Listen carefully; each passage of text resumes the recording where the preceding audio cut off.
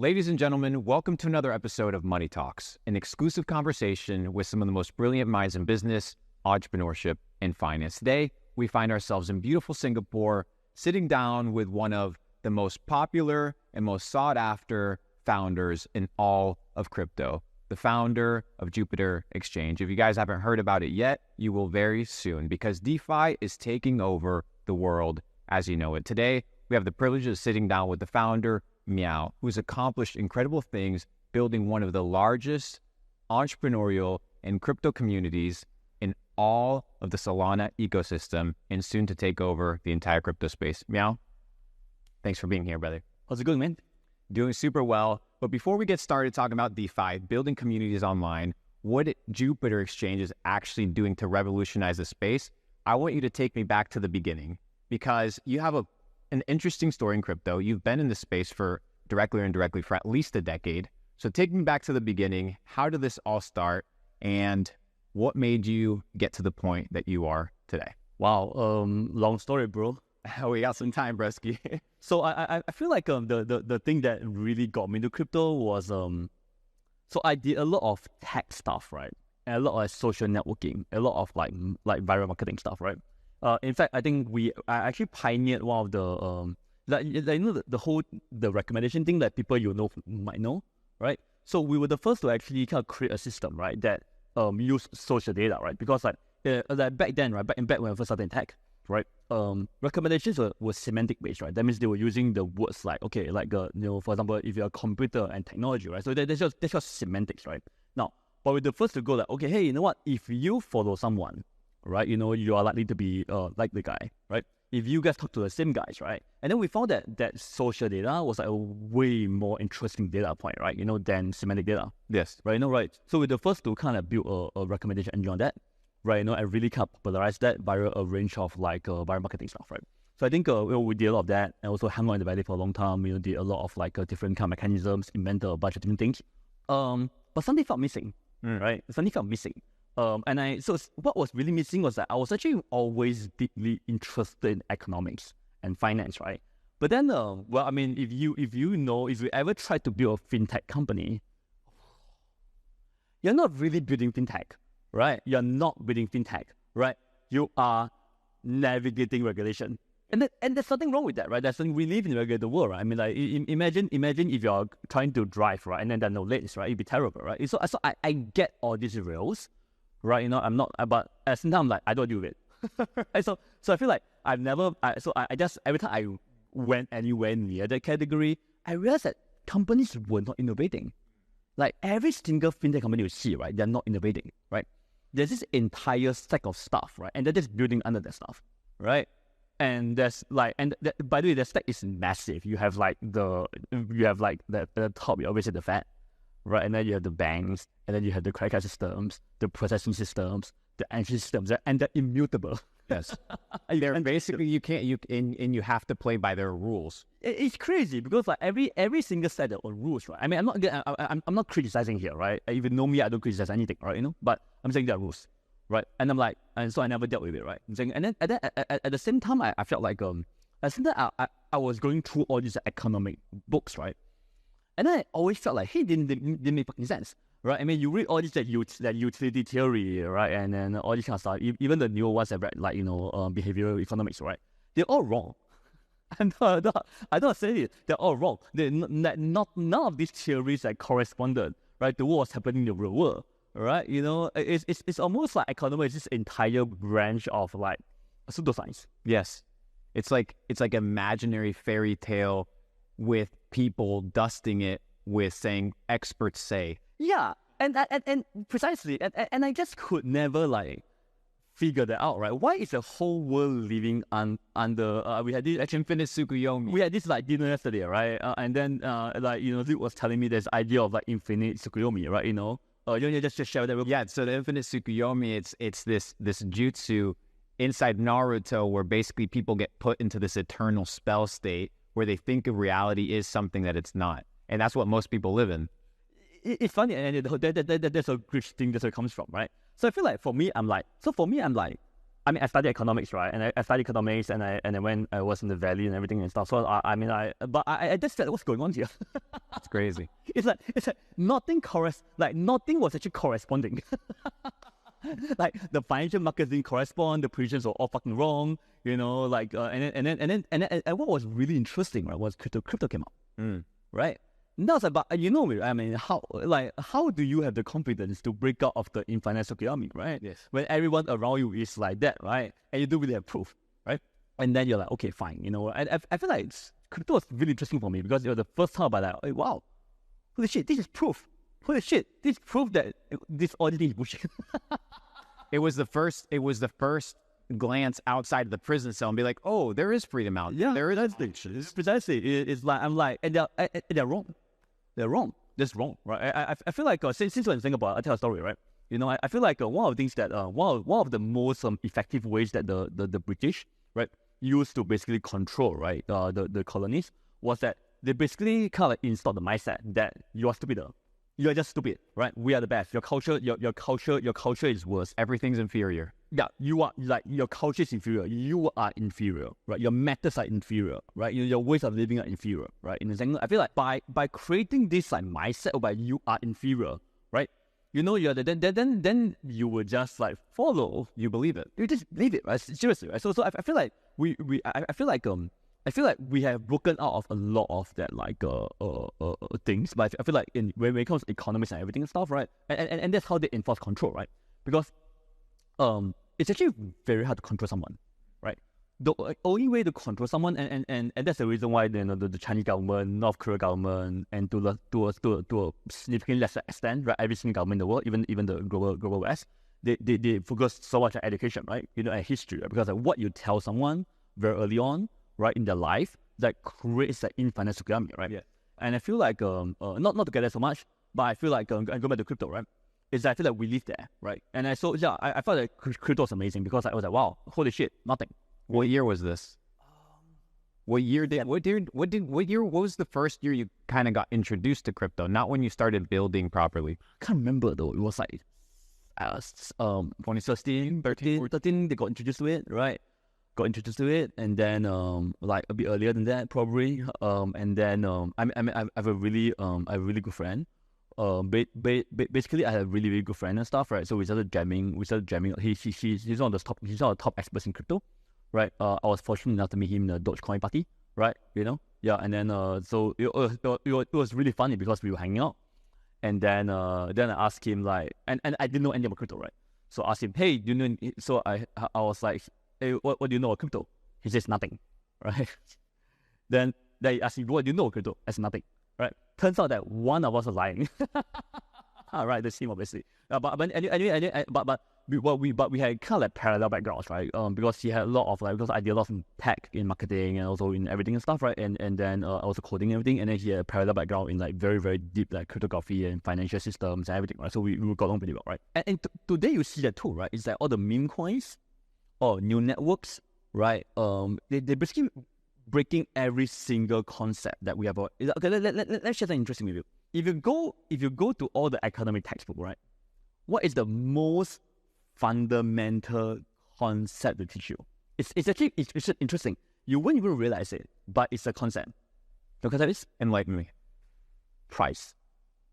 Everything is price, right? No one, like for example, if you study economics textbook, right? They will go, hey, the supply demand curves is all price, right? And what is price denominated in? Fiat, right? So the core of economics doesn't question the underlying thing, fiat, right? That's why it's broken. That's why it's broken. That's why it's fundamentally broken. And then there are many other reasons are broken, right? Besides being like this corrupted, like small. Do you guys know that like all the 99% of like some crazy number of the AEI go to the same school? Crazy. They literally go to they're all in bed cooking together, even though you have this false opposition.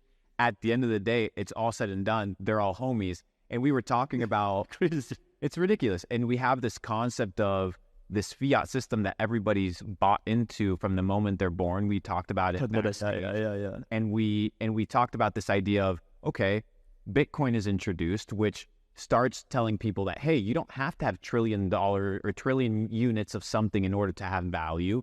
And you don't have to print something in order to introduce stimulus or in order to have economic growth, like they say.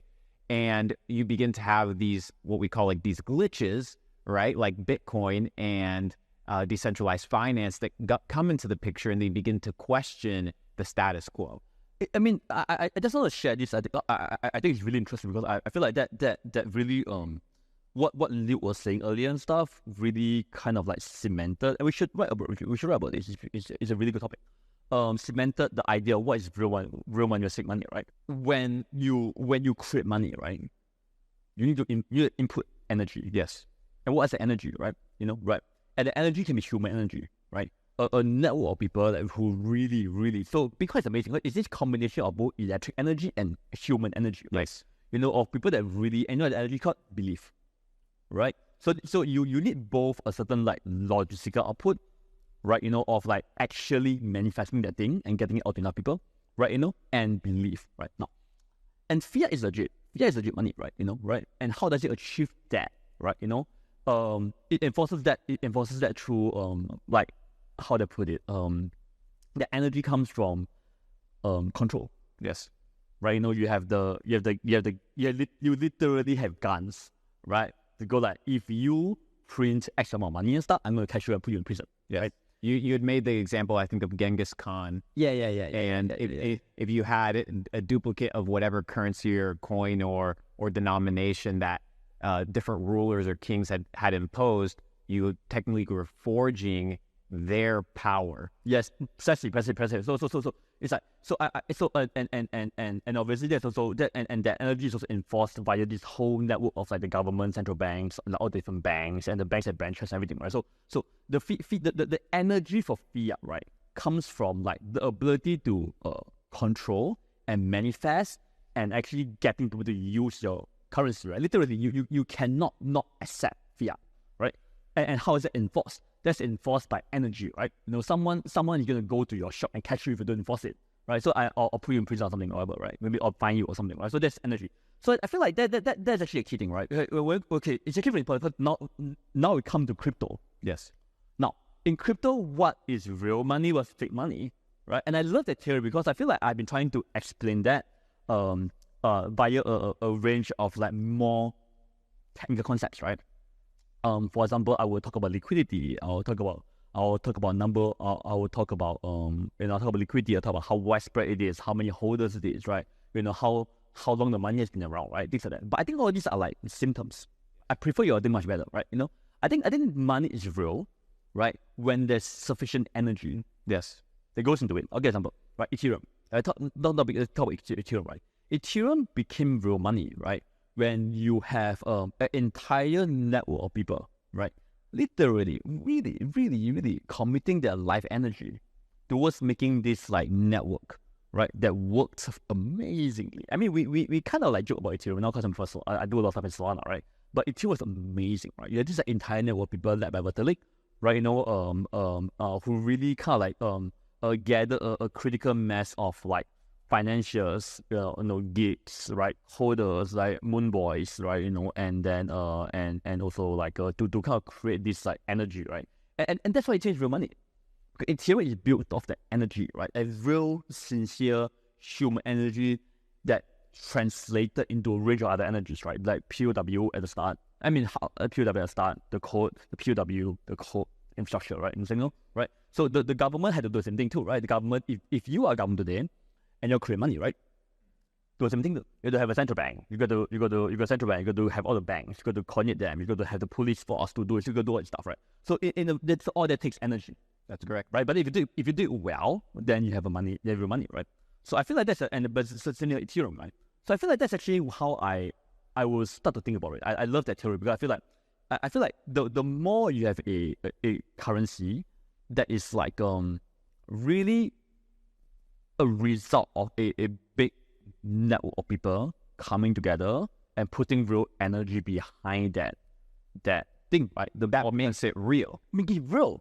Yes, right. And the reason fiat is false, it's not real, is because energy can neither be created nor destroyed. It can only be what? Transformed. So what happens when you create $6 trillion out of thin air? You're not creating energy. You're creating an illusion. So if you were, let's say it's a minimum wage, I'm going to do the benefit of the doubt, use the United States, right? California minimum wage, $15 an hour.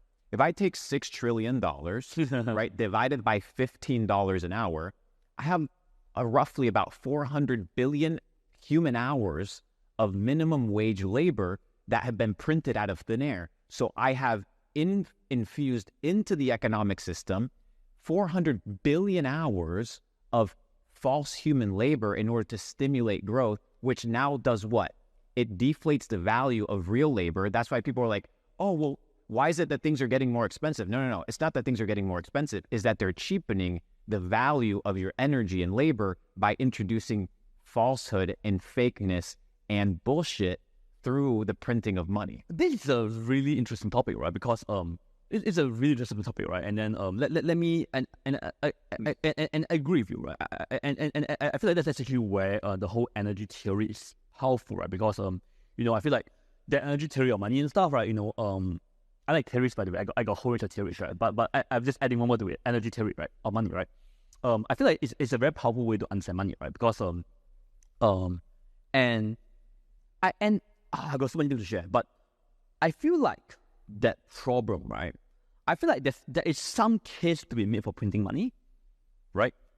But the problem is that it didn't get to the people, right? That would create the corresponding. So the stimulus is good, right? For example, if you create something that is worth how many? 400 billion? 400 billion hours of human labor. If you're able to create a system that you print X amount of like dollars, right, or currency, right, whatever currency is, right, and then it creates a resulting 400 billion of manpower labor, right? Then that works, right? Things like that. So it's a true stimulus, right? So you create that initiative, you give it a push, and then it creates that, right? The problem is that it does not. It does not, right? The way it works is that, because again, why does it not work?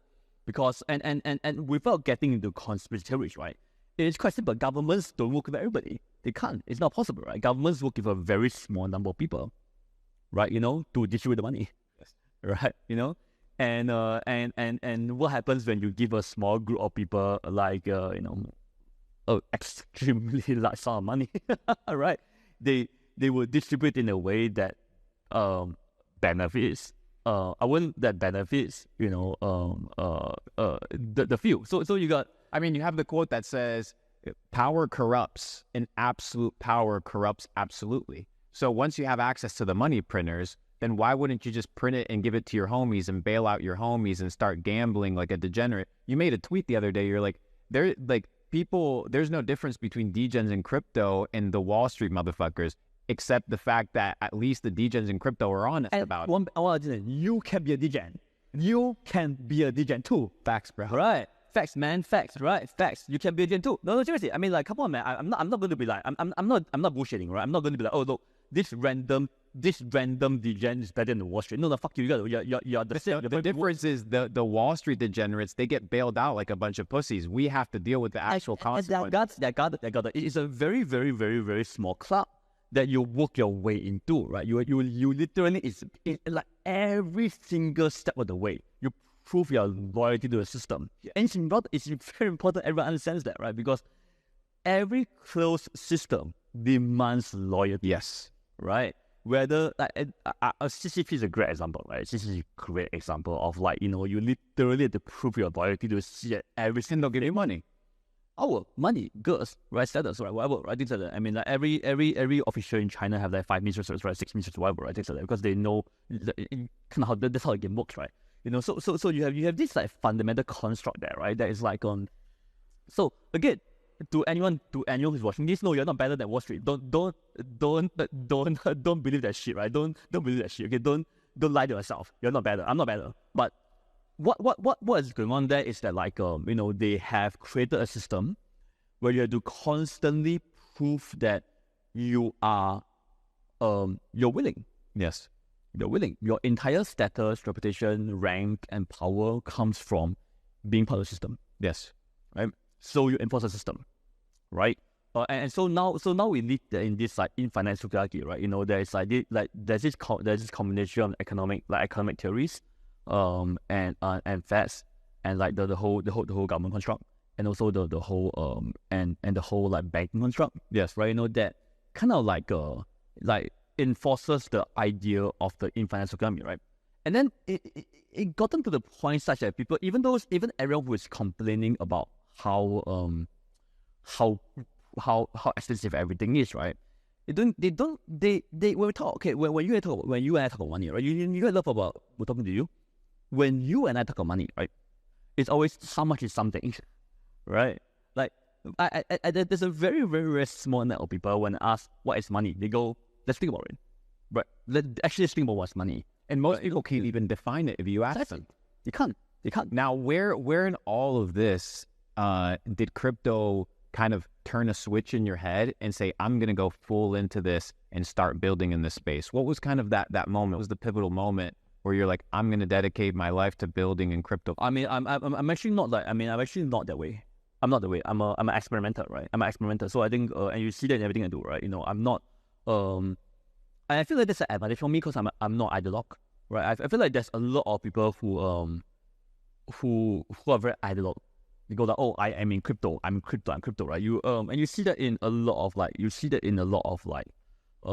Bitcoin conferences, you know, right? It's like, I'm Bitcoin, I'm crypto. I'm not that way, right? I'm more pragmatic, right? You know, right? I think I didn't really get involved early on, right? Because I was like, okay, this is like the conversation. So I'm really not aware. If you know me, you will know I'm quite pragmatic, right? You know, right? Like I'm very I have certain things that I care a lot about, right? But my execution is pragmatic, right? Pragmatic. Like, I think it's important to get things done. And so anyway, early on in crypto, right? The conversation was very ideology based, right? And also like very it was like, I was like, hey, there's no way in hell like you know, that people use Bitcoin, because I'm actually not that interested in trading, right? I'm actually more interested in like things being used, right? And that's why we built Jupiter, right? Because Jupiter is like literally the most used trading platform on DeFi. On the most used chain. Yeah, I mean, we are the most used, right? And the reason we are the most used is because I care about usage. It makes sense. It makes sense, right? Things like that, right? Yeah. So I feel like I think my entry point came when I felt like I could make a difference. I felt like, okay, crypto has evolved to a point whereby I can actually start making a difference. That's actually when, and since then I've been doing a lot of things. I think I've been working with a lot of you know, like really great projects. Yeah, and then also did a lot of like non-profit stuff like WBTC, right, which is the most used wrap token, right? You know, in crypto, in DeFi, right? WBTC. And then I also started on the whole journey to build Jupiter, right, about 3 years ago. Yeah. So I think and I feel like so I feel like and now we are, and here we are. We are at the point where because for people to exit the infinite economy, right, they can't just be passive. Yes. Right. It is intentionality is required. How did Naruto get out of the infinite economy? So it depends. It breaks it either through there's many theories, and there's many.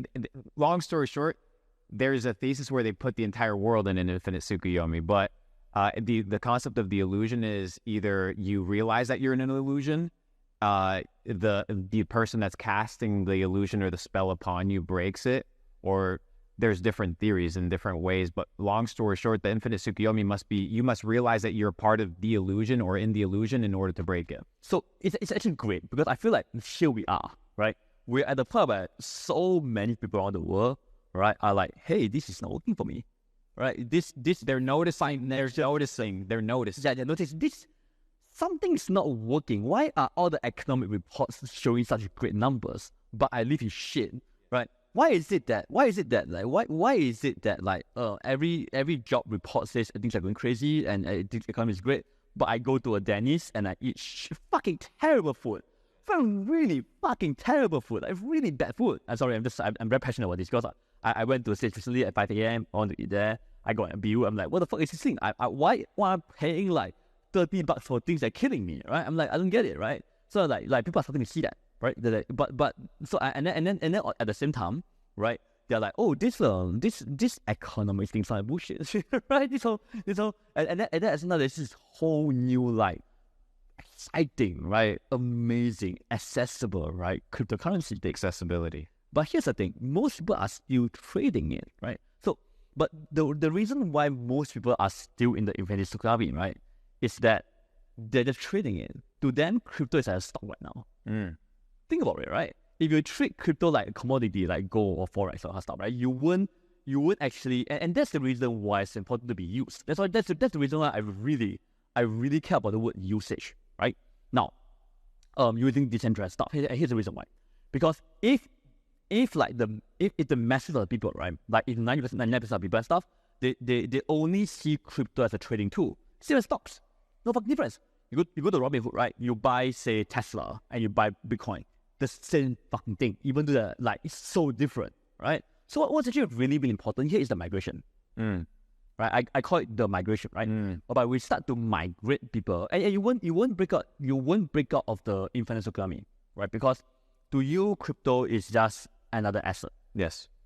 right? And then you won't break out. No way, right? So what you actually need to break out is that you need to really see it and be like, wow, you see the light. There's a parallel universe out there that is so different, right? And you can do all these things, right? You can send money to someone, right? Without actually doing anything, without like it's amazing. Like KYC, no having to call the bank and ask for permission to send your motherfucking dude. Yesterday, I had to send a large wire, $500,000. I get a call from the bank. Oh, well, I need the bank. I need the information of the other company. I need the registration number. I need all these details. I need your agreements. I need your contractor paperwork. Well, because we need to ensure that who you're sending the money to is the right person. With crypto, none of that happens. I get it, right? I get it. I don't blame them, right? I mean, it's just they have to follow procedures. The legacy of things that have been built up, right? Yeah. But I feel like this whole. But again, we talked about this, right? Now, what is the difference between protection and freedom and prison? What is the fucking difference, right? Now, with this construct, yeah, you kind of protect. Who are you really protecting? Think about it. Who are you really protecting? Right, you know, right? But okay, fine. Like when they say, crypto's used for money laundering and terrorism, but so is the U.S. dollar. Yeah, even more because with the blockchain, I can track every transaction that's happening on Bitcoin. I can track your fiat. Yeah, dude, have you seen those like suitcases? They're pretty big. They're pretty big. I don't even seen them. They're pretty big. You know, right? Anyway, but whatever. I don't get that, right? I feel like we can all get. I feel like So the way I like to talk, right, is that I like to talk about things that we can all agree on. Yes. Right. That I think we can all agree that okay, those things were probably there for a reason, right? Those protections were there for through many years of built up and everything and stuff and everything, right? But we can also agree, right, that all those things, right, for whatever reason they were built up and stuff, right, has become prison, right, locking people in, and not just that, prisons were both ways, right? People always talk about prison locking people in, right? They forgot one thing: prisons are also extremely good at keeping things out, literally, right? They keep things out. Right, you can't put toothpaste in. You can't bring this thing every style. You can't bring money in. Right, your whole prison is literally secret butts as currency. Right, things like that. Right, whatever. Right. So it's like I think people forget that. Right, people always think of prison as like not coming, not going out. They forget not going in. Things like that. Right, Right, so it's the same thing. Right. So we created what I call a luxury garden prison. Right. So one of my tweets yesterday, that really I got really fired up. I got really angry last week. Right, because I was in hospital the previous week, right? So I was in there for almost a week, right? So I think I was like very immobile in that period of time, and I was just like, and that was also when but you know what happened that week? Every motherfucking person in crypto, right? In crypto, not nowhere else in crypto, was fucking begging Gary Gensler, right, to approve the Bitcoin ETF. Right? All of them were just begging him to put ETF, right? And why? Because to pump their backs, right? So and then so it's like and then when the SEC when they got approved, right? You know, and then the Larry Fink, the broad guy, That's when, this is the first step towards tokenizing. Everything is going to tokenize. And obviously what it means is that BlackRock is going to build that shit and own that shit, right? I'm saying, no, right? Then I'm like, what? That got me really fired up. And holy shit, like, we as an industry, we can. And then, Gary said after that, the guest, and he said, we are violating, we are actually breaking Satoshi's vision, right? Because what is happening now is that crypto is becoming more centralized, right? With this ETF thing, we are centralizing crypto. He was very happy about that. He was really happy. He was really happy that he was out there breaking Satoshi's vision. That he was a guy to break the illusion of crypto, right? By centralizing Bitcoin, right? And then got me really angry. It got me really fucking angry. I'm like, what? Not at him, by the way. I'm actually not good at him. At the idea. No, I'm not angry at the idea. I'm not angry at them at all. I'm angry at the industry. Right? We accepted that. We all were okay with that. We're totally true with that. Right? No. Guys, I'm not very clear here, right? I don't hate banks, I don't hate government, I don't hate FIA, I don't hate SEC, I love all of them. They're all doing their job. It's us. It's our industry, right? We are so... And then, no. It's very simple. The world is very simple. You fight for your own thing, right? They believe in their stuff. They're doing the job. We have to believe in our stuff too. Right? So if we... So we are... No. I want to be very, very clear here, right? And extremely clear for the sake of the things that I'm not upset at everybody who's doing their job. This is their job. Yeah, I mean, if you look at BlackRock, for example, the reason they want a Bitcoin ETF is because they're going to make money. That's the job. That's a job. It's fine. It's a job. I mean, like, if I run BlackRock, I want to do that too. I'm saying, I'm not a holy motherfucker. I don't go like, if I'm Larry Fink, I would do. No, fuck that shit. Whatever. I'm not holy that way. Whatever. This and that, right? By the way, that's also the reason why I would never want to run a sex, because I don't trust myself with billion dollars. I just don't. Right? I just don't. I mean, I don't even trust myself with like $100 in a casino or whatever. No, seriously, I don't. I just don't. Right? You give me $1,000 of chips in the casino. What will I do? I'll fucking blow that motherfucking money, man. That's it. That's how it works. So I'm in DeFi because I don't trust myself. Done. I literally can't do anything. Right? I take $1 off a trade. Right? $1. Wait, what's that? It's fucking visible. It's fucking amazing. I love it. I can't do anything. Right, I can't do anything. Everything's on shit. I can't do anything. Right, and that's powerful, right? Yes, because you put yourself you don't put yourself in the state of corruption, right? And then I'm launching the launchpad today. Right, I made it clear to everyone. I tweeted that I'm not investing in anything. Right? Why? Because one of the biggest problems with launchpads is that like you pump your own projects, right? Yes. And then it creates a really, really dynamic and stuff, right? Things like that. So I make it very clear I'm not investing in anything, right? So I think like putting yourself in a position by you either like you can't technically corrupt, you can't do it, right? Or you really promise the whole way you will do it, right? I think there's power in that, right? And back to the whole thing, right? Is that I think that okay, so like these people don't control things, right? And again, that's their job. What people don't understand is that that's their job. You should never ever criticize someone for doing their job or for not believing the thing as you do. You do not criticize them. What do? You stand up for yourself. You stand up for yourself, right? You don't criticize them, right? You show the world what's better, and that's what you do, Jupiter. Through example. True example, right? Yeah. So that's what you do. I like that. I like that you say that, because you talk about this idea of where do you differentiate the line between protection and prison. So and you talk about this prison concept as this ecosystem, right? It's this enclosed ecosystem where you can't get out, but at the same time things can't come in. But you also have the ability now, because of technological advancements and because of digital tribes that are forming, to create your own ecosystem. So great. That competes. And so great. It goes back to how money used to be, which was money was individualized to units, to villages, to different companies. Companies would issue their own money, and money was produced by the private sector. It wasn't produced by the public sector. So now you have different money forms coming into being, creating an ecosystem. So it's actually okay. So there are many things here, right? So I want to just like talk through a few of them, right? Before I forget, okay, there's private. I'll just cover something real quick. So it's actually really exciting because like to round off the thought I was saying earlier, right? Don't bitch about them, right? That's crazy because let them do their thing. Yeah. No, you're fucking crazy about crypto right now. we are criticizing them while banging them. It's crazy. It's like, everyone's like, oh, please pump my bags and say, oh, please approve my ETF, please, right? And then everyone, even creating even the Bitcoin maxis. Yes. Everyone, right? Everyone's like, oh, yeah, please my bags. Oh, please, holy person, please approve my thing.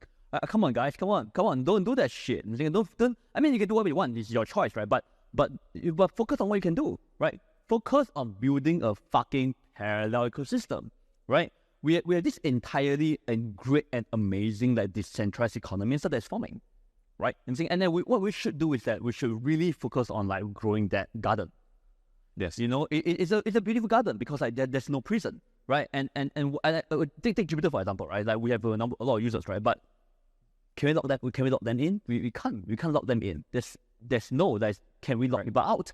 We can't. Correct. It's beautiful. Yes. It's beautiful, right? And it's so I can't tell how beautiful that is. And and not only just that aspect, but if you look at what DeFi was or operating, for example, back in the day in 2017, you would have a MetaMask wallet. If you wanted to partake, let's say, in an ICO, you would have to send your Ethereum to a random address, and then that random address would send you money back. So back in the day, it was like, dude, this shit doesn't work. But today, you hop on your phone, you download it, Phantom Wallet, Backpack, any of these top wallets, you go to the little dApp section, you click on Jupiter Exchange, and within 2 to 5 minutes, you're inside an alternative financial ecosystem. So great. That is so optimized, and it's only getting bigger and better. So great. It's so great. I feel like that's the main motivation for Jupiter, right? And the Juke token, right? I feel like one big goal of the Juke token, right, is to really kind of create the community, the working group, and the DAO, right? To really start to like whose mission, right, is to bring people in. Yes. Right, and then spread it out. Again, that's what's amazing about it is that you can't build prisons. You can't, right? And it's so great because you know why? The culture here doesn't like prisons.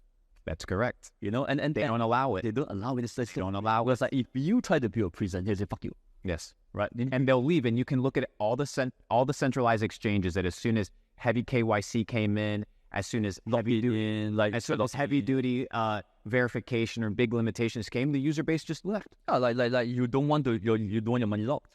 Simple as that, right? And that's the problem. That's the problem with China right now. China is a big fucking problem right now, right? Because they lost credibility. People leave, right? So instead of fixing the fucking problem, which is credibility, they built gates and prisons and locks, right? Now it's a dam. Yeah, at some point overflow, and there's something now, right? Things like that. So that's a problem, So I feel like I think a lot of people ask me and stuff like, oh, I gonna build some kind of token locking and everything and stuff. I'm like, nah, fuck this shit. I'm not interested, right? I feel like I feel like we live in a world that is very inclined towards building prisons. In fact, I'm telling you, I'm not kidding. Why? No, hear me out. No, cause like Facebook, right? I can tell one thing. Facebook and every company and every bank and stuff, or every like subscription you pay for, right? Or a printer you try to buy the thing for. Like people spend incredible money and energy and resources. I mean, right? look out! Look at motherfucking Apple. Every time they want to change a charging port, or every time you want to get a different cable, these motherfuckers got you hooked. Right, so you have to buy their cord. You can't buy a third party. I love Apple. It doesn't work. I'm sorry. I love Apple. Yeah, but yeah, I guess too. It gets to the point where the government has to come in and say, oh, everybody has to have a USB-C, because if you don't have a USB-C, you're gonna have 19 different cords, which is a concept of keeping people inside closed ecosystems. Have you read the book? Okay, but before I talk about that, the book thing, I'll ask you something. I want to remember something. There's a really, really interesting transition point that's going on right now, where we're going back to the old days, yes, of like private money, yeah, right? And I'll get back to that and how it's different, and I want to get back to that about why that transition happened from having tons of private money, right? Why it shifted towards a fiat system, right? And why we're going back again. Cycle, bro. Yes. Right. Let's come back Apple real quick, because I want to introduce to you guys an interesting book, right? I think it's called there's this concept called the cathedral and the bazaar, right? I think there's also a book, Cathedral and the Bazaar, right? There's a parallel book, I can't remember it, I'll send it to you. But the idea is just simple. The idea is that like small groups of people, right, are effective at executing strategy, right? It's extremely hard to kind of coordinate entire army of people to execute an iPhone, right? To do that, you need to have a very, very tight structure, right? Like TSMC and stuff, the chip company is notorious for that. This entire arms of like structure, hierarchy, processes, like performance reviews, like both carrot and cake and stuff to try to keep it in line, right? You enforce and stuff, things like that. So I feel like that's actually but they're effective, right? They're able to like build these like fucking fast and like crazy systems, right? And then on the other hand, you have the bazaar, right? Like networks of people to do their own thing, right? You know, and then they form their own systems. They like open source is a great example, right? Way before crypto, there's open source, right? And the cryptography scene was a great example as well, right? And those guys, that network tends to be where a lot of the interesting thing happens. Culture from the Burning Man, right? It's a great example, right? Of like a thing whereby like Burning Man is actually very interesting because Burning Man kind of overlaps the two, right? You have this thing whereby like really like in an extremely decentralized and distributed way, 50,000 people come in here and do their own thing. Then I think in Burning Man you really do your own thing.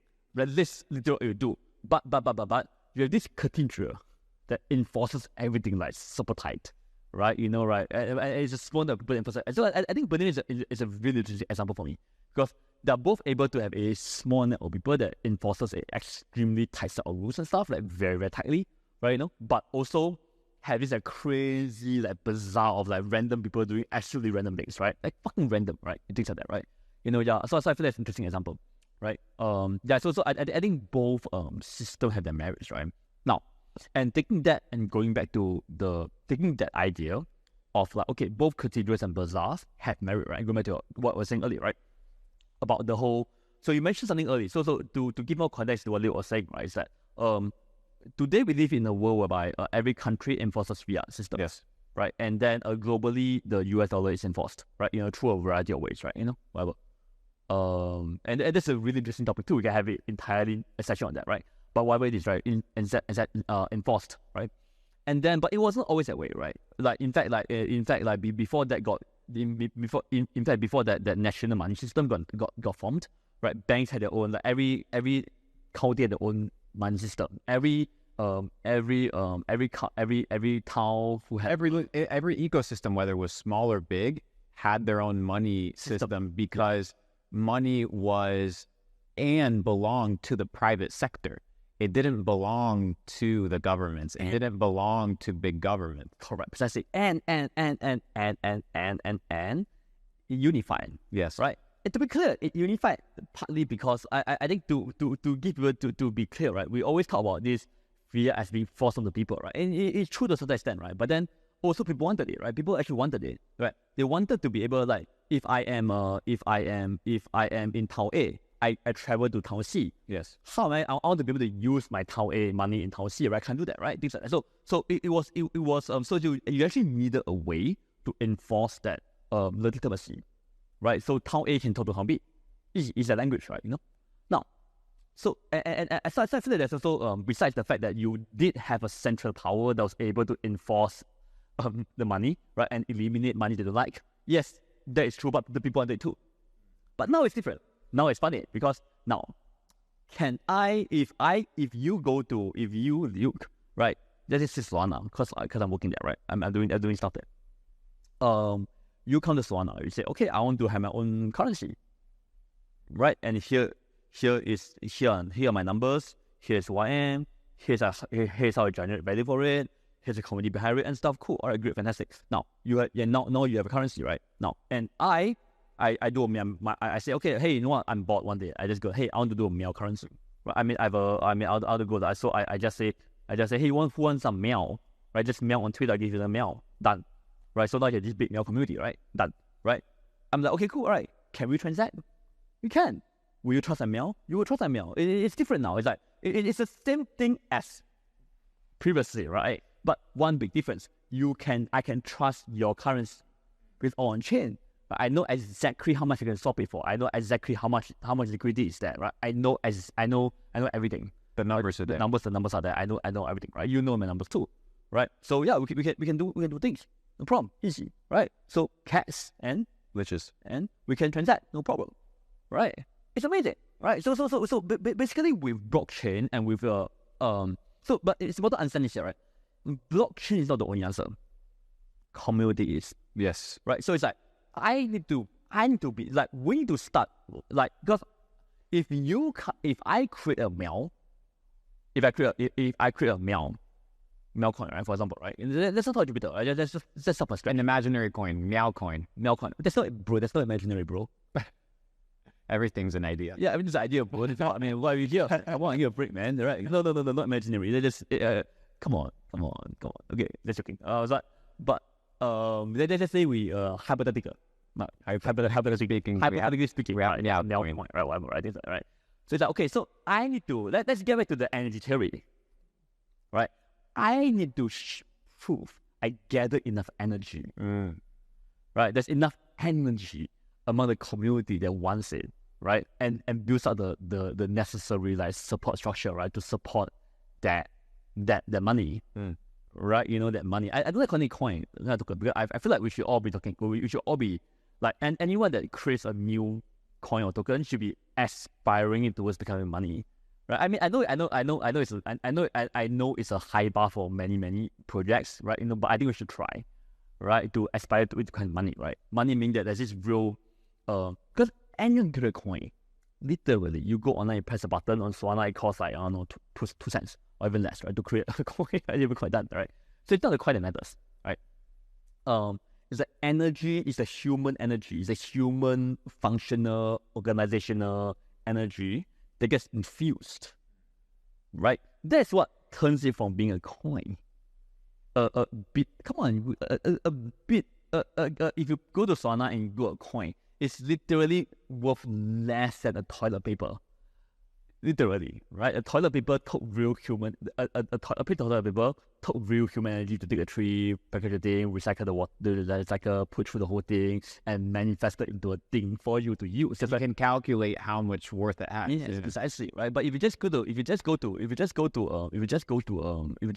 and press a button and stuff, right? Yeah, there is like no energy there, right? And then if you just create a few fancy graphics and just go, hey, buy my coin, then you get a bit of energy from people who want your coin to pump, so they get pumped too, right? So you get a bit of energy from them, but that's not real energy. I mean, sorry, I take it back. There's no such thing as fake energy, right? No? But it's not sustainable energy, right? Because they become from believers, right? Things like that, right? So I feel like, so to your point, I feel like I really love that energy theory, and we should write about that stuff. Yeah, because I think it's very deep, right? It comes from such a different place because every single money conversation, right? Hey guys, fuck economics, right? You go, oh, money is a medium exchange, blah blah blah blah blah. Come on, fuck that shit, right? How did it become a medium exchange? No, it didn't. No, it didn't become medium exchange because it is a medium exchange. It became a medium exchange because enough people put enough energy and ideas, the manifesting it, such that it became usable as a medium. I mean, take the idea of salt, right? People fought wars over salt. Salt was used as money. That's why the word salary comes from the word salt, because you would pay people in salt, right? Because there was enough people that used it. There was enough people that exercised effort and energy to keep it, enough effort and energy in order to package it and put it in its way. And there was a demand, and there was people that were willing to utilize it in order for it to be money. Precisely, right? Right? But obviously for salt, it became not used as money later on because of scarcity, right? No, things like that, right? But to your point, it's very true. You had this highly measurable, highly testable thing, right? Yeah, it's all so that it's hard to actually fake. Right now, and then people could actually use it, and then people could actually use it for that, and was real. People trusted money, so we have real money, right? Right? And later on, it didn't become fake money later on. So it didn't become fake money, right? So that's how unfeasible money, right?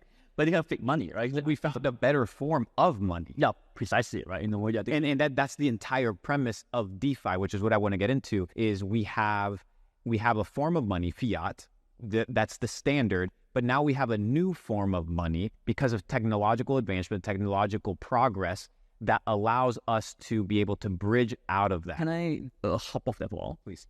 Because I feel like I actually want to clarify for people here. I want to clarify for people something important. Just go to the Meow and Glitch example, right? Dollar Meow, dollar Glitch, right? It's not so much that it's a better kind of money, right? Or whatever. It's not. It just lives somewhere else. Right? It just doesn't live in the prison. You get it? It's very important.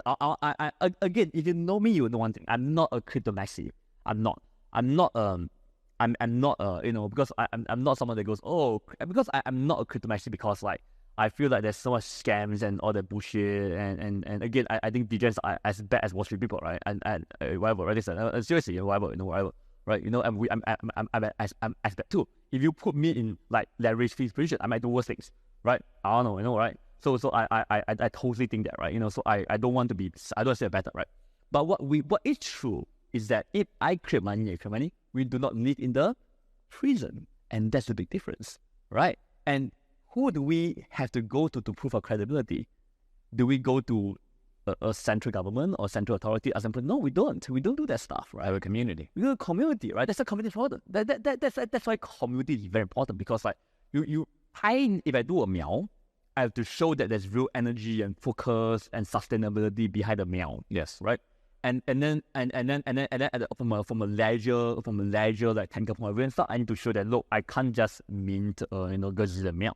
Talk to me about the importance of community, because we talk about community. Let's finish the thing real quick, because I really want to bring home the example of Greek and cats, right? Like so same thing for you too, right? You can't just go and be like, oh hi, and do that. No, you have to show that there's, and you can do that. That's from a lot of the influencers in the last cycle, right? All they do is just go, hi, I am Macchiao, I'm Pacquiao, I am whoever, right? Here's my coin, buy it, right? And you see that for a number of YouTube influencers, right? And that thing, whatever, right?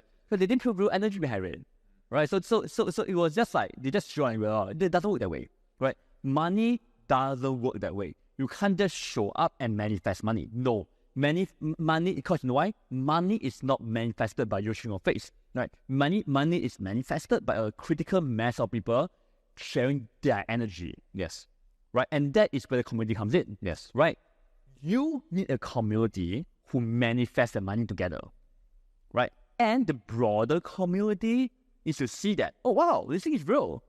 It's like this Luke has been around. He's done this thing. Like he really put in the effort to create this great thing. Right? I'm saying, right? And then let's take it seriously, right? And then what happens if we take it seriously? Liquidity happens. We can transact. Right? So community is very, very important because every single currency is manifested, every single money type is manifested via the energy of a community. Right? And we are all governed by a higher community, right? Who then judges us, worthy or not. Right? And obviously that community belongs to a higher community, right? And you can go really all the way up. You can really go all the way up, right? Whatever you believe in, right? And we're all judged. And that's great because we need to be judged. Right? Otherwise, we was accountability. Precisely. Right? And that's where community comes in. Talk to me about the importance of community, because you know what was one of my issues with NFTs the last bull run was that the first, because everything was community, like everything was about, you have 10,000 units of something, therefore you have community. But what happens, which is why I think Jupiter's and how you've decided to introduce the Jupiter token into the game, I think the game of crypto, it's very interesting, is because the first interaction that a lot of these NFT projects had with their community was a financial transaction. Yeah. So from the get-go, you've established a premise that the relationship is just driven by financial gain. Yeah. So what happens when you say, fuck that, and it's driven by innovation, driven by progress, driven by, hey, let's play around, let's test, let's continue developing. Now the community wants more than just financial gain. They want to be involved. They want to be part. They want to grow the garden with you. Talk to me about the importance of community. I mean, you know this better than I do, bro. Come on. I mean, we have big communities, bro. We're building. I mean, you know this better than I do, man. It's like, community is literally the worst fucking misused word in crypto. Other decentralization, right? You have decentralization is pretty bad, right? A community is worse, I think. It's the most worst. It's the most. Everybody has a community. I mean, come on, man. It's like you go online, you go like, hey, I create something, and I open a Discord, And then I say, hey, join my Discord. I give you 5 coins, and then you get a rush of people coming in, and then you go market to everyone, going like, hi, I am a successful project. I have 20,000 Discord members, right? You do that shit, right? And you go, I have a community. Come on, man. I've been around for 2 weeks.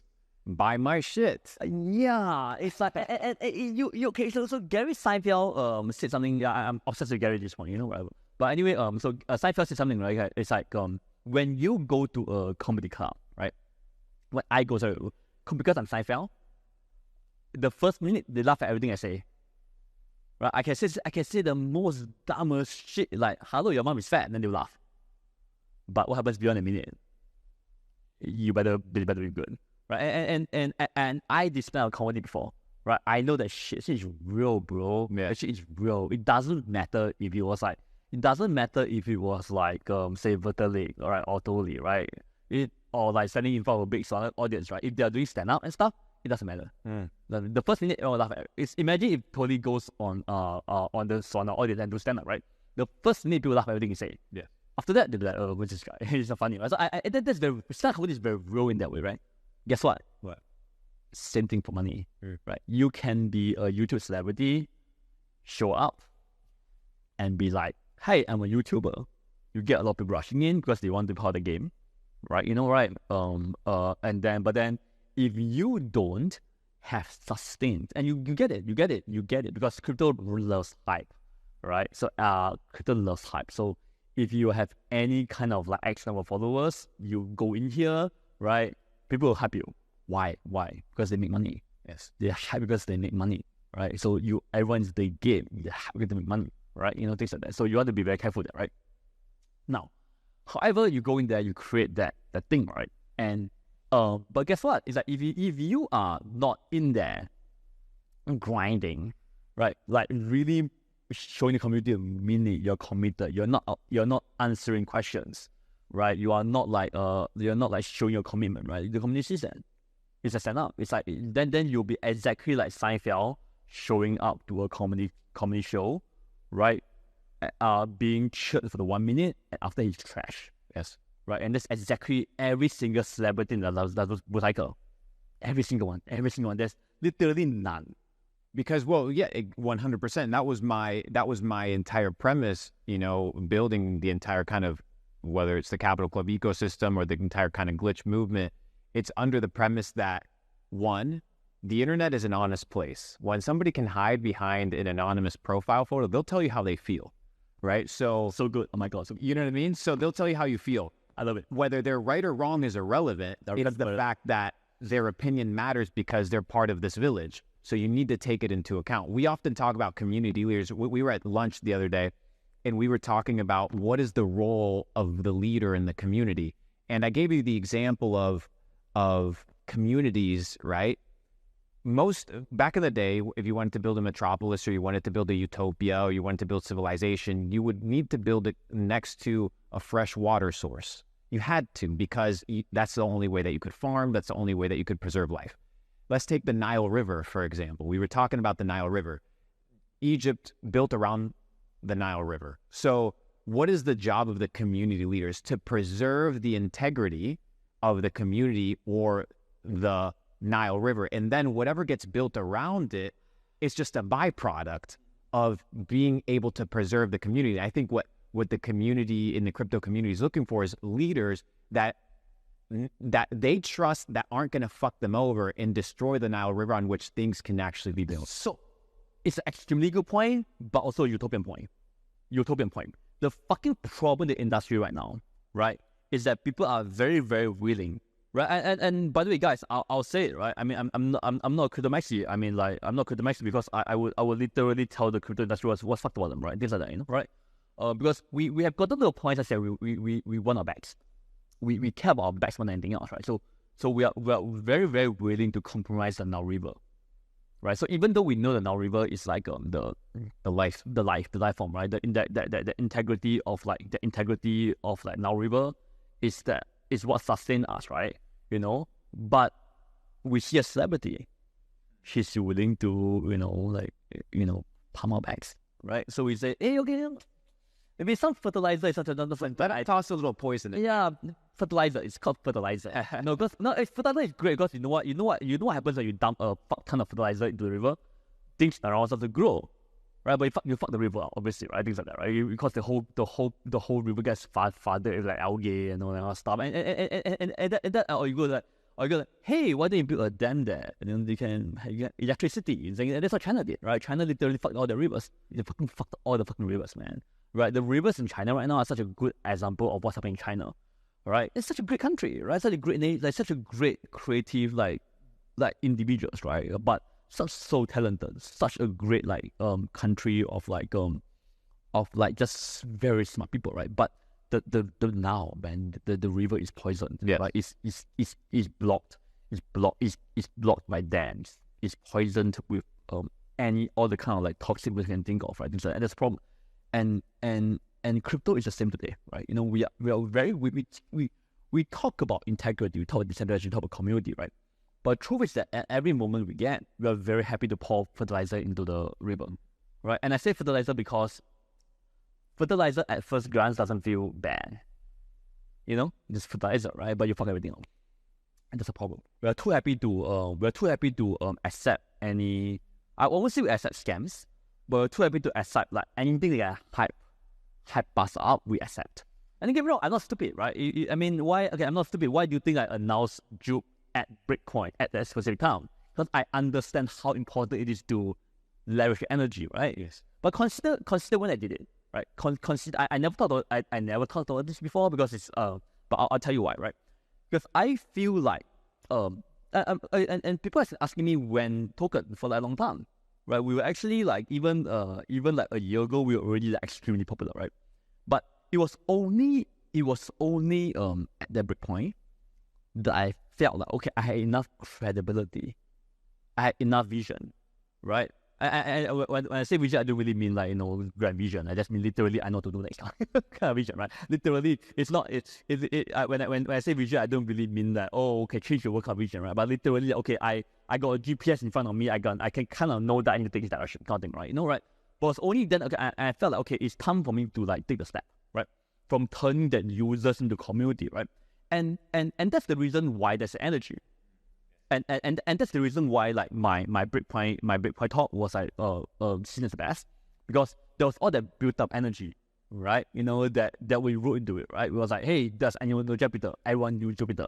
Who uses Jupiter? Everyone uses Jupiter, right? And I'm saying like, who wants to know what Jupiter is doing next? Everyone wants to know what Jupiter is doing next, right? Who wants the Jupiter token? Everyone wants the Jupiter token. Yes, everybody. Yeah, everyone wanted the Jupiter for themselves, right? And that's great. I wanted to. I'm looking forward to my airdrop. That is coming in like 7 days. Yeah, 7 days. 7 days. Oh my god, 7 days. My token launch is 7 days. Holy shit, you know? Wild, bro. Wow, I don't know, man. I want to get the airdrop, whatever, right? Things like that, right? So it's like, I'm like, okay, yeah, I'm finally a Jupe holder, right? So I feel like the fact that you got this, I got this entire community of people and stuff like who trust us, right? Why? We built the integrity over years, you know, of like being committed to UX, being committed to the user, being committed to technology, being committed to the ecosystem, being committed to let's tell you something, right? People don't know this, but most, because you know we integrate a lot of systems, right? So we are often their testing ground, right? So things don't work. To put it bluntly, things don't work. Things always break. And so when we embed them into our system, they get flooded with a ton of users and orders and everything, right? And everything just keeps breaking, right? But when things break, when things break, do the users talk to them? They don't. They talk to us, yeah, right? So we absorb a lot of that, all right? We absorb a lot of their complaints and everything, right? But no, I'm not complaining. I love them, right? But that's the truth, right? We are like the shoe, right? Things like that. So, but it's fine because that's a commitment, right? It's a commitment to the user, right? And I feel like even though there were a lot of like fuck ups and a lot of issues and a lot of like bugs and a lot of downtime over the last year, but the community sees that. You know, the community sees the amount of like intense amount of work that we do, right, into the whole stack, right? You know, from comms is very important, right? From comms to like how we do a community thing, how we manage the ecosystem, how interactive ecosystem, how much community. I think they see the whole stack, right? I feel like that's the reason why. So we accumulated enough energy, right? And where does energy come from? It comes from we put in human work. And every user that you think, wow, this is great, it creates goodwill, right? So that creates energy, right? Everything that we do that is like good for the ecosystem, right? That creates goodwill, right? And trust, right? Yeah. So someone, recently I've been very busy. Recently, I recently got a hospital, so I've been a bit spiky recently. So there's this guy that tweeted, "Oh, you had 3 years to prepare for a token launch. Why didn't you? You're still so slow. You're useless, right?" I'm like, dude. Yeah. First of all, I don't deny I'm useless. First off, but then I'm a useless bozo. Let's just get out of the way, right? It's done, over, right? We both agree. We both agree on that. Yeah, I'm a useless. Cool story, bro. We got that out. Yeah, we got that. I'm a useless 0 IQ bozo, right? Done. Okay, but something got wrong, right? I didn't spend the last 3 years preparing a token, right? I spent the last 3 years obsessing over every single part of the product, right? I spent the last 2 years working with every single like DEX and platform provider, right, to make sure that integrated, make sure things are great. Yes. I spent the last 3 years talking to building good with the ecosystem, right, trying to support the ecosystem when things were going down. I spent the last 3 years every time there's something down happening, the morale is bad. I was there. I backed it out with words, right? I was there being tried to community. That's also 3 years, bitch. Right? So yeah, yes, I'm a user's cat, whatever, done. But that is not what I spent 3 years doing.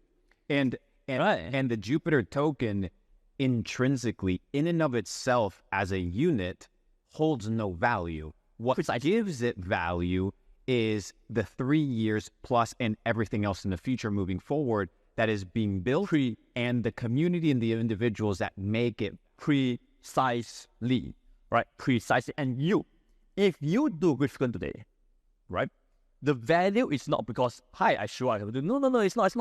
I know you won't do that, right? I know you do the shit, right? If you do a token, that token is going to be a manifestation of the trust that community has in you. Yes. And you will fuck that up. You will not fuck that up, right? You will not milk them. You will not. I know you won't do that, right?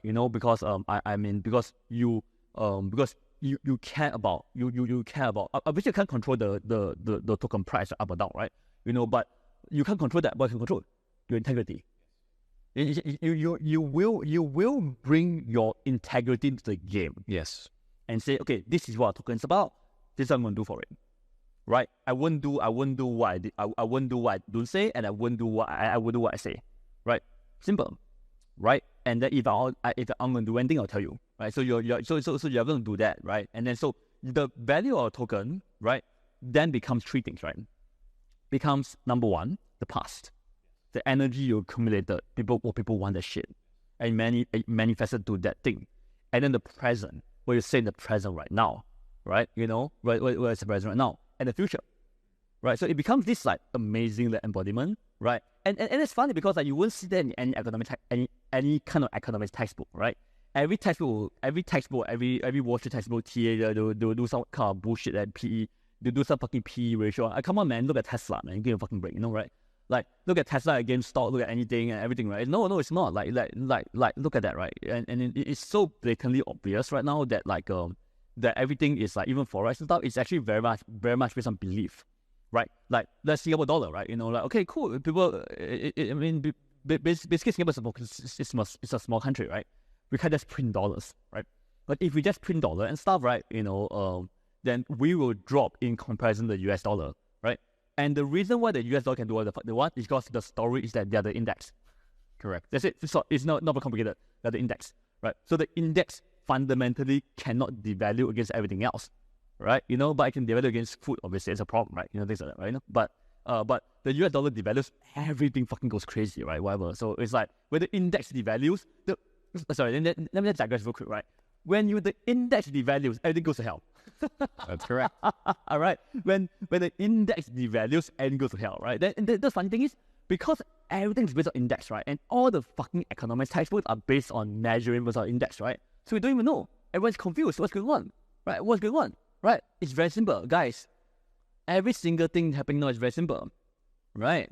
When the woman on TikTok goes on TikTok and starts complaining about why her life is so fucked when the economics index are all up, right? And she blames the politicians. No. They're all they either blame the Democrats or Republicans. That's wrong. They're together. They're one group of people. Forget it, right? Right? Let me tell you guys, the reason for that is because everything is based on the index, right? And the index is fucked, right? And the index is severely abused. Right? In saying that, and this entire financial system that's run on that index, right? And it's fucking abused to hell, right? You've been going through. You've had a crazy couple months. Building. You've gotten sick. You've gotten a lot of pressure from the community wanting you to do things, rushing. There's a lot of builders, in the space, and crypto tends to be ruthless, right? It's a difficult space to build. It can be intense. It can cause anxiety. It can cause stress. There's a new wave of crypto innovators. There's a new wave of crypto builders coming. What's your advice to them? What is your recommendation to these new builders that they don't, they feel anxious about building communities? They feel anxious about building products that might get criticized. What is your advice to this new generation? I got no advice, man. I got no advice, man. But I would say this, right? I think I think what I would say is this, right? I feel like probably the most important thing to understand is like what community is. Like you really kind of have you really kind of need to have your own take on community, right? Because everyone it has to be your take, right? It has to be your own unique, authentic vision of, and it's true. Every single good community, right? They have their own vibe. Yeah, precisely, own vibe. Right? And seriously, because their own vibe, it's their own vibe, right? It's funny. This is really great quote that someone was saying, right? Is that like every great mind is different. Every unique mind is different, right? Because they're like, okay, every unique mind is unique. Every great mind is unique, right? And then what I can't remember what book was that, but the core idea is that like when you talk to someone who is special, right? They just talk different, right? They don't have the same ideas as other people, right? They don't see the way the same way, right? I'm saying, I feel like that's actually very interesting, right? So I feel like it's actually the same thing, right? You kind of have to and it's if you look at every single like really good community, right? Ethereum, like Bitcoin, Solana, right? And certainly hopefully Jupiter, right? There's their own vibe, there's own like characteristics. That is we are seeing the world, right? And you can't be afraid of that. You need to lean in. You have to lean in, right? Because if you don't, then you are. But the pressure to not lean in is very strong, because if you do things exactly the way other people do it, you will not get criticized. Correct.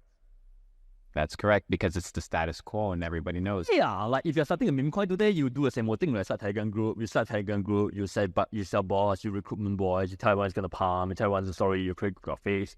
This is it's the same cycle. But what happens then? Now, my friend, you are one of the million. I'm not even joking by that. I mean, it's not even exaggerating, by the way. They're literally meme coin farms in somewhere right now, like just literally minting like 30, 40 coins every single day, right? And hoping to hook in, and it doesn't cost, the cost is so low. Great. Right? It cost so low, it costs nothing for them to do, right? Like Twitter is free, I think it's free, right? So you are just one though. You are just then without the scale. They are literally, you must understand, guys, like if you want, they're literally farms today, right? Literally like copy and pasting code. It's a process at this point, right? You duplicate the Uniswap code somewhere else, blah blah blah. You build community, blah blah blah. It's a whole industry by that, right?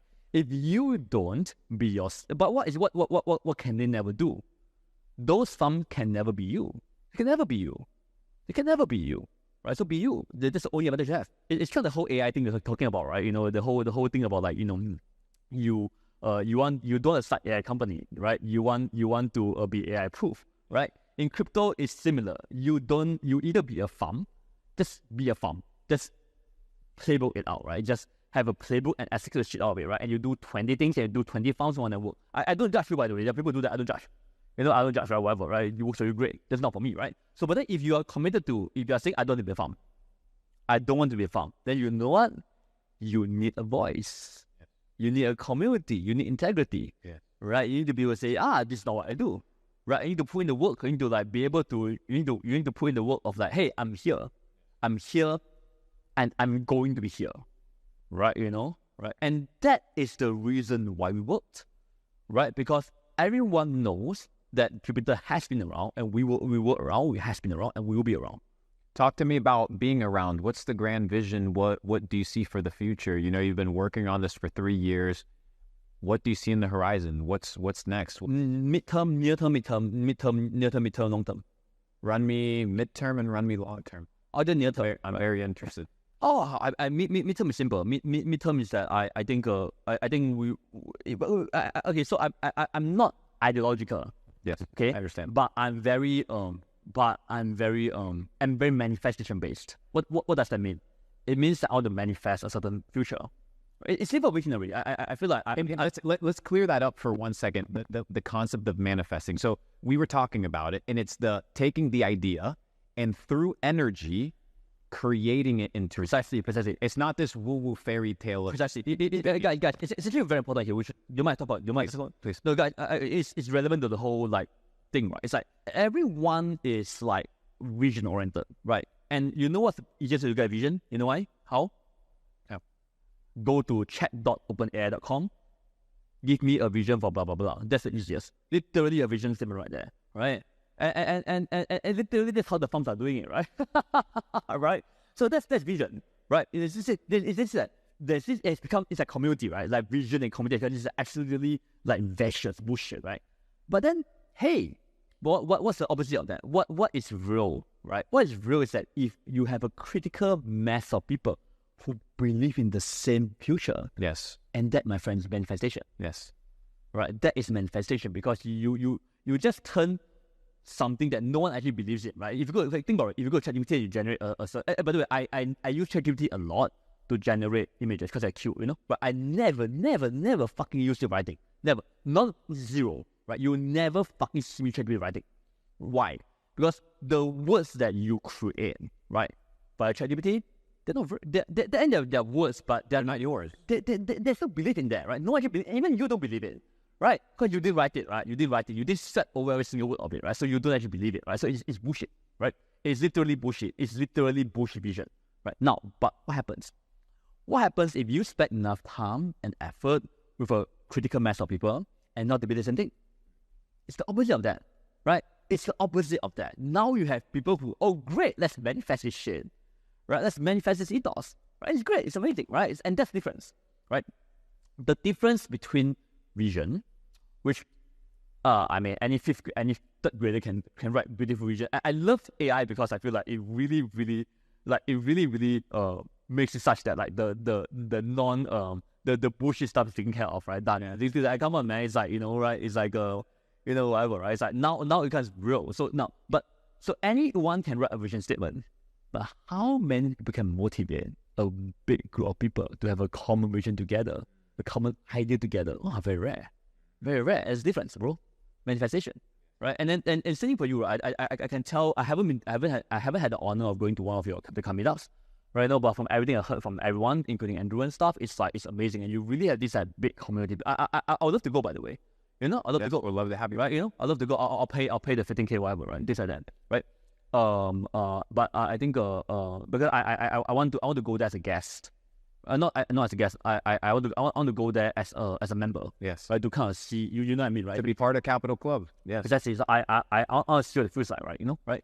But anyway, I think but to the point earlier, I think like anyone can write a vision statement, right? But it takes real commitment and it takes real commitment and integrity to manifest in and courage, right? To manifest in the a critical mass of people, a certain idea, a certain ethos, a certain culture, right? I think that's important. Yeah.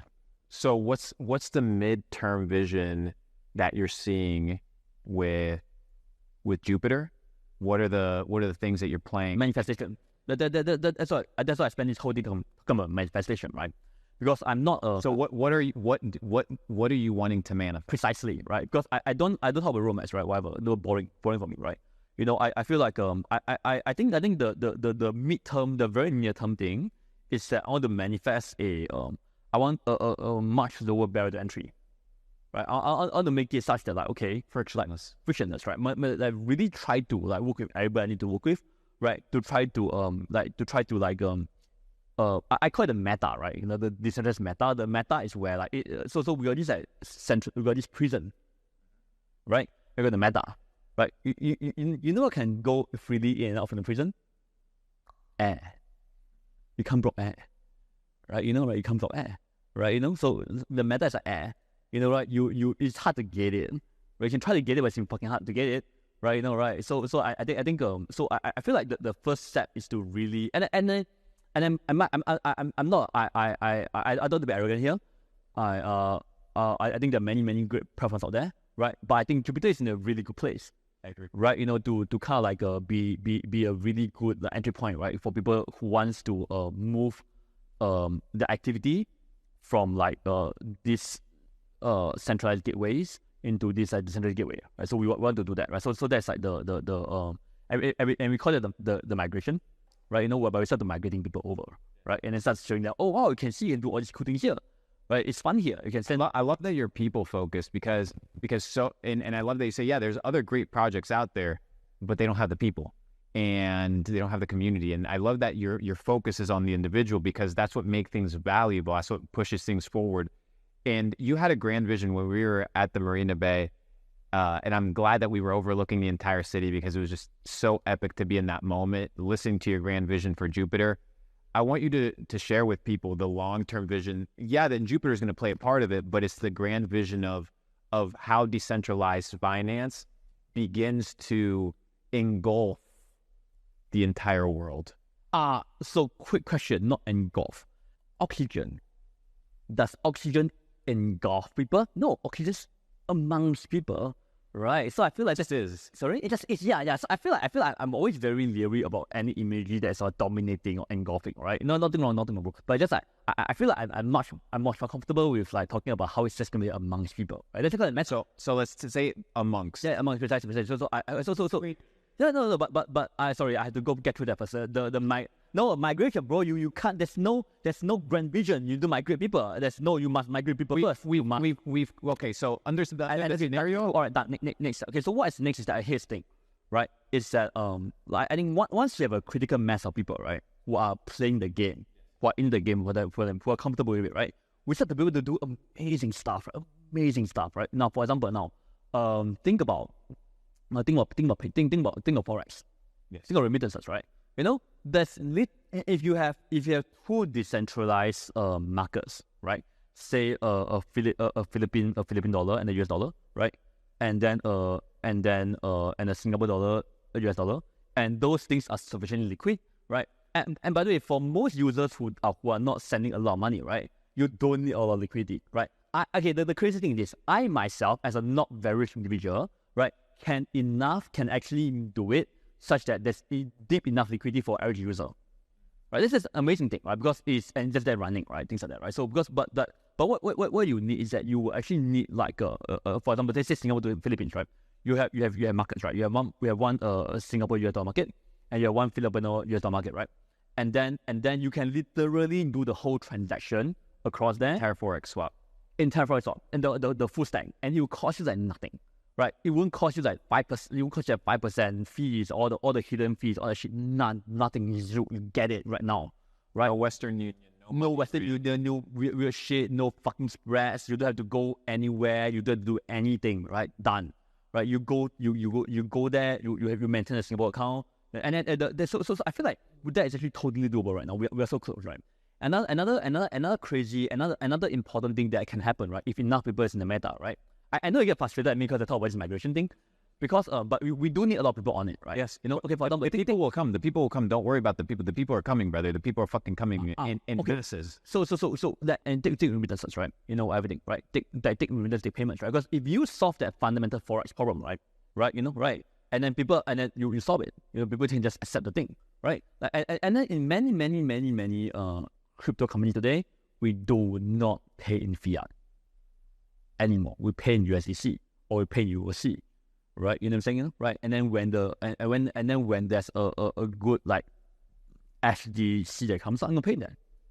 Full stop. I'm gonna pay in that stuff. I'm really gonna pay in that, right? And then we just need to find a good way to offer an on-ramp, right? So for example, all the forex things can be solved if there is good on-ramp off-ramp from that stable coin, right? To the bank or the whatever, and so it's a very thin bridge, right? And we, Jupiter, right, along with the ecosystem, is going to build those markets. And they're done. We're good. And then when those markets are established, all right, then you can do payments. You can pay anything you want, like, and then the fees will be tiny, right? And not transparent mostly. Yes, that's the important. That's the important part. You know exactly what's happening. You know exactly. That's the cool thing about it. You will know exactly why if you pay 1%, for example, right? You know exactly where the 1% goes. It's amazing. There's no bullshit. You know exactly how much the provider is gonna make, right? You know how much platform is gonna make.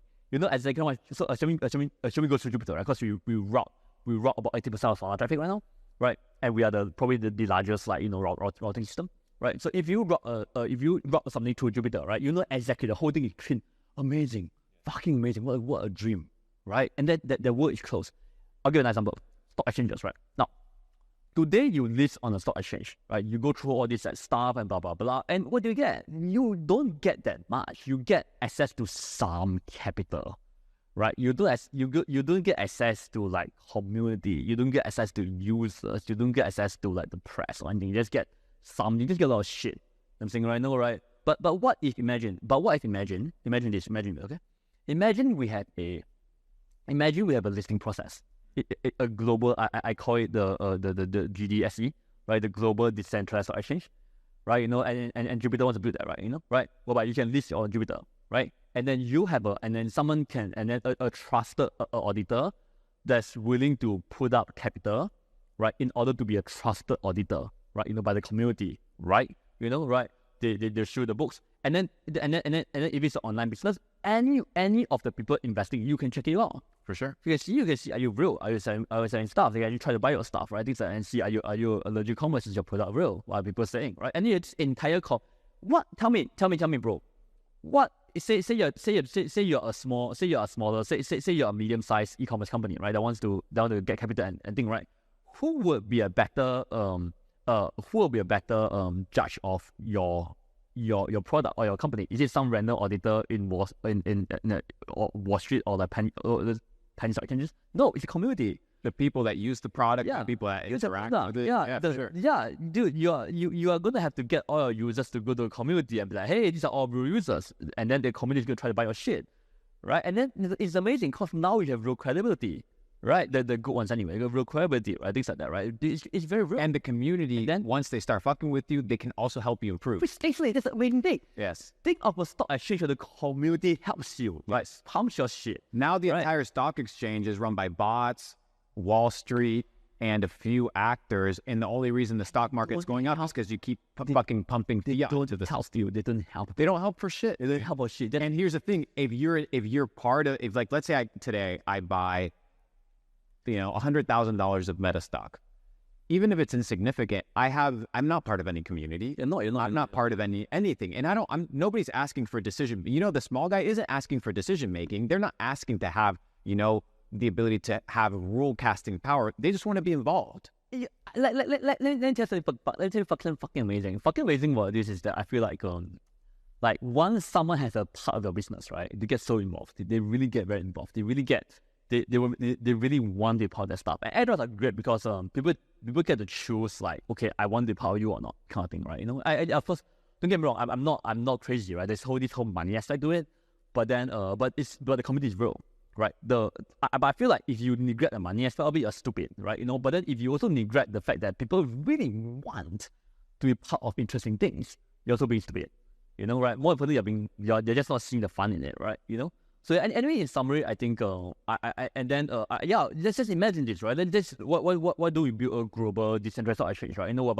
Whereby anyone can list, anyone can try to list. Crazy, right? And then they work with the offshore auditors and stuff, and then you have this entire community who are gonna help both audit you and try and help you. Decentralized IPOing, decentralized crowdfunding, everything. It's gonna happen. It's gonna fucking happen, man. I'm telling you. And the cool thing is, you know what, bro? You got all this, and finally, I call it the game. right? The global atomic market ecosystem, right?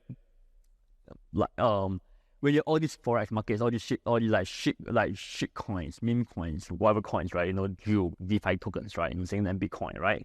And stock, this new forex stock exchange, right? Stock exchange, the RWH, right? I have a really good friend of mine. It's called Alliance. You should meet those guys. They're pretty cool. But then they built their VC firm, and they're really big on RWH, right? Putting housing on chain, things like that, right? All this in a single global machine. All this, and you can transact. You can literally go from a shitcoin right? A meme coin, right? To a piece of real estate. Wild, right? Or to use your gains from a token that just pumped recently, and you can go and buy some again remittance to someone else. All that is gonna be on one network, bro. All that shit, one network, bro. All that shit, one network, one transaction, one atomic transaction, 0.0002 cents coming away.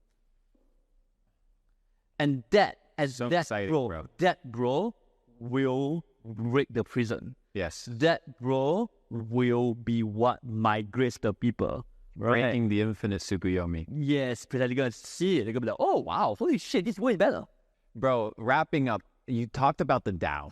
And you have a big vision for this DAO. Yeah, you gave me some wild thoughts about how you're building the Jupiter DAO, the ecosystem where people have some sort of decision making or voice. Can I say anything one? Yes. Can I say anything one? Whatever you want. I think that's stupid. I think probably every single DAO right now in the crypto ecosystem is limited, right? They're not seeing they're always like it's a very narrow agenda. Unisource's DAO agenda is to govern the Uniswap governance and blah blah blah, number of tokens, blah blah blah, and then ACCG, what provider I use, and ACCG come and say fuck you guys, I want that one, right? Yeah, because they own the DAO, right? Yeah, they have the voting power. Yeah, and then whatever, right? And then or you have, and then the other good DAOs there's some really good DAOs out there, right? But make it out amazing, right? Make it out amazing, everyone. But I just feel like their agenda is like, but even make it DAO, the maker, like the DAI, went from this really really really extremely cool concept from wanting to kind of really provide our dollar, decentralized dollar, right? This thing about it has come about managing returns, managing the treasury and making sure that the thing grow and paying the people lots of money and stuff. It's boring, right? So I don't want any of the shit, right? I want to build I'll try. That's all we can do. Let me try. I want to build the most dynamic, the most forward-looking, the most non-insider community in crypto, right? Where the agenda, right, is to build this meta, is to migrate people, is to do the three things, right? There are three components of it, right? There's migration. You gotta migrate, man. You gotta migrate. You gotta migrate people, right? The meta, right? You gotta migrate people. You gotta people gotta stop using their banks or the Western Union to send remittances, right? They gotta use this shit, right? Right. I mean, seriously. But then you also need the markets. Yes. Markets are critical. You need as many markets as possible in one place, right? There's no fucking way that guys gonna be like, let me log into this network. Let me do a bridge token it, and then bridge over here. No. You need one single fucking you need all the markets on one single place, right? No. I'm not saying that Solana or Jupiter is going to be the only one doing it, right? But I'm saying that but it needs to exist. You need to get somewhere. I'm saying that what I'm saying is that I do actually believe, and the reason why I'm working in Solana is that I do think that Solana is the most appropriate place. It's the network that has the best combination of community ecosystem, low cost, right, and very genuine community and everything to make this happen, right? Called the gate, right? And then you need and then when enough people when enough people have migrated over, they start using the systems. When you get enough markets, and because with markets come utility, bro. Correct. You can use cases, so we elevate. Don't get me wrong, I love meme coins, I love shit coins and everything, right? But you go beyond the game, right? And so we start going beyond the game, right? And then we start going beyond the game, but we start to offer real people who have real businesses, real value, right? Then we start being able to imagine things like global stock exchanges. Holy shit! Think of a really, really, really think of someone who is really, really like a aspiring entrepreneur, right? who has the willingness and ability to prove to the global community that he needs capital and he can make it, right? He's willing to go through that. He's willing to put energy. He's willing to put the energy into the game, right? To convincing the community, right? And then you know what? Jupiter is giving the venue. Jupiter wants to build that venue, right? For him to go there, for him to go to the community, the DAO, and be like, look, I'm legit. And that's where DAO come in, because you need that you need that parallel. So on the other side, right? Because on the other side of the energy, you need a network of people who's willing to do that shit. Who's willing to say, hey, I'm going to invest Juke tokens, right, into this migration thing, right? I'm going to use Juke to invest in companies that build this global market, right? Okay, I'm going to invest. We as a community, Juke community, we're going to support good entrepreneurs that want to do this thing, and we're willing to fuck up, right? Because they are going to fuck up. They're going to be scams. But if we as a community, Juke community, try to build this global decentralized exchange, there will be scams. Absolutely. Right? Question: how do we improve, right? And how we take a loss, right? So first of all, we got to be big enough. Right? As a community, capital wise, and thankfully, I think from a capital point of view, right, Juke is going to be fine, right? So ideally we have capital. Ideally we have enough people, and we have enough people. We have lots of people on the part of Jupiter. And it's fucking amazing. I think we talk about privilege the other day, right? I feel like I'm in this incredibly privileged position, right? To be like where people want to work with us. Incredible. It's incredible that I can go to practically anyone in the ecosystem right now and be like, hey, do you want to work with Jupiter on stuff? They'll say yes. It's an incredibly privileged position to be in, right? I know, and maybe we fuck it up after January. I don't know, right? But for now, it's okay. It'll be fine, bro. And then so I on the right that. So that is the DAO I want. I don't want. So you have the migration, then you have the markets. What's the third? The GDSC, the global stock exchange. You need those things. Incredible. You need those things. You need migration, right? Okay. So here's the thing. You need the migration, right? Because you need to migrate people. It's literally you need to bridge people over, but what are you bridging them over? You can't bridge them over. Precisely.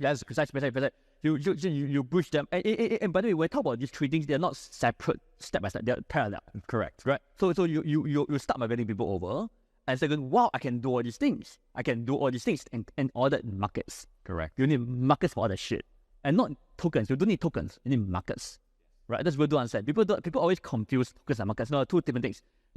Markets are matters, not tokens, right? And you can mean the token, not I'm going to create a market, right? Right, done, right? So you need vibrant markets, right? And because Jupiter connects everything together, there's no liquidity problems. There's no connectivity problems, right? There's no isolation, right? There's not going to be a case of where you create, say, a Filipino peso US market and it won't be found. No, bro, it will be found. It's fucking amazing. You create a fucking market on Solana, or in maybe in the future networks, it will be found. It will be connected to everyone else, right? And anyone can go from anything they want into that thing. It's fucking wow. It's crazy, right? And you get your money. There's no chance of scamming because there's no chance of scamming because you get your money right away, right? It's an atomic transaction, right? Instant atomic transaction. That means that literally, if you give something or something, you get something. You get the thing you want, right? There's no intermediary to scam you. None. You get your thing you want. Think about it. And think about how crazy that is, right? It doesn't matter how many different types of markets there are, right? They're all in one network. It's crazy. It's not possible today anywhere. Forget it, right? It's wow. It's the way to break the illusion. Yes, that is better. The prison. Of the fact that the prison is the only place to precisely, right? And for people that are in first world countries like the US or Singapore, you may be like, that, whatever, I'm okay in this prison because it's comfortable. But what about all the people in Africa? What about all the people in Central America, South America, where they don't have access to banking, where they don't have access to the traditional tools, where it's going to be so great. It's going to be absolutely phenomenal, bro. Have you tried sending money? Have you tried sending money from, bro? Dude, I sent from Singapore, fucking Singapore to a US is a bitch. I can't imagine sending money from, say, Zimbabwe to a US.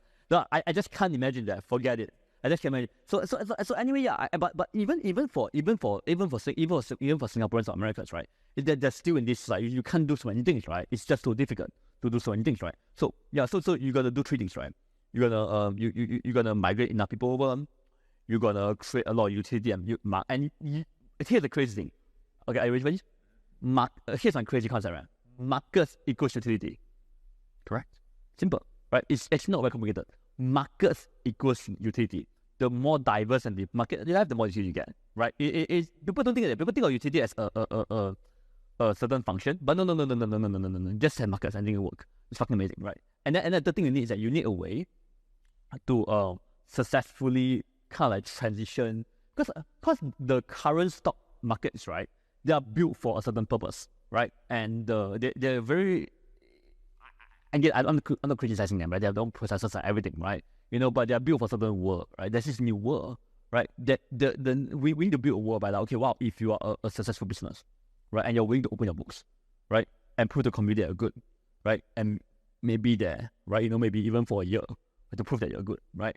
Then we need a community to welcome you, yes, right? And then we start the migration, right? We start like going to, oh wait, why do I need to? Why should my goal be an IPO? I get nothing with the IPO. First of all, very very very few people IPO. It's crazy because like you have to go through a bank to IPO. Either IPO you're a stock exchange or you're a penny stock, right? But think about it, right? There's enough capital on chain. There's enough capital on chain, bro. Plenty of capital on chain. Have you seen like there's a lot of capital on chain that wants to flow to businesses, right? So just build that, right? So we're three things, right? And that's actually what we build this meta, right? What we actually build this meta is wow, the ice cream, bro.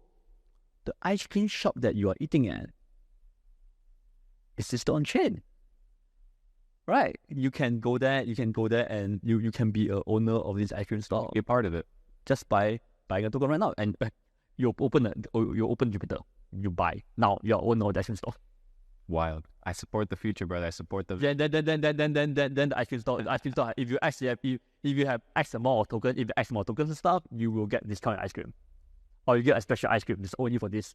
Wow. Oh, so great, right? I'm not saying we get there right now, right? When I share this thing, people always go, "Oh yeah, we're so far away." Of course, you're so far away. Give me a fucking break. But it's that far away. It's only as far as the amount of energy and people that are dedicated to building. Actually. And that's, I think, the ethos and the message of this entire Money Talks is, if you want change, you have to be the change. You can't just expect change to happen to you. You need to get involved, roll up your sleeves, and input the necessary energy. With proof, you gotta be there. You gotta prove it. Yeah. That's the thing that people really don't understand, and that's the thing I hate the most, right? Is that people these days, right? They really just want their backs to pump, right? So they're willing to they look for anything but proof, right? They're willing to look at celebrityhood. They're willing to go like, okay, oh, you are Microsoft, you are Google. If Microsoft and Google approve this company, you're pumping, right? But Microsoft and Google didn't invest. I'm not saying they're great companies, right? I mean, I would love to build something anywhere as great as Microsoft, Google, right? Anywhere even close, right? But they didn't prove anything in the blockchain space. They didn't want there, right? So I feel like that's actually the one thing that I think people don't care about, right? They don't care about and that's the reason why scams happen. Guys, to the industry and stuff, I will say this thing, right? Scammers are like mosquitoes, right? You can't blame the mosquito. They're just trying to find food. Don't blame them. They're just mosquitoes. I mean, the problem is that we keep blaming the scammers. No, don't fucking blame the scammers. The scammers are mosquitoes. Blame yourself. Blame yourself. Be fully responsible. And if you want to change, be the change. Be the change as an industry, right? Stop. Like really start thinking about how we're doing things. Yes. And summarizing things. I feel like I think at a very very high level, a lot of things are fucked. The way the world understands money and communities, everything is wrong. It is correct in some way. There's some truth in all those things, but practically speaking, is wrong, right? And then the index that we used to judge every single thing that we do is fucked and causing a lot of people don't even understand what's going on. So they blame politicians, they blame everything, right? But they don't understand it's the index that's fucked, right? And then at the industry level, I think, and certainly I think I want to I want to be a good example. I'm not saying I'm a good example. I'm a bozo, right? Right? But I try, right? And if I mess up, I say I mess up, right? Right? And then I think at the community level, I would like to build a community, right? That supports this thing, right? That support the meta, right? That support this thing that called the meta, whereby we migrate people over, we give them utility to stay, and then we really kind of bring in a lot of the businesses they know and love into the meta. Right now, and then I think at that point in time, I think we will have successfully created we successfully, because right now at the point of crypto, right, we have successfully established crypto as an asset class, right? What's the next step, bro? The next step is establishing crypto as a way of life, right? And that's our next step. I've got 10 years, man. Let's go. Let's do it. Meow. Thank you, brother. Thank you. It's been a good session. Cats. Glitches. Let's go. To Jupiter. Let's go. Ladies and gentlemen, that was another episode of Money Talks, an exclusive conversation with some of the most brilliant minds in business, entrepreneurship, and finance. Hopefully you guys were able to grasp a small nugget of the vision of what DeFi, crypto, and the future of money holds. I'll see you guys on the next one.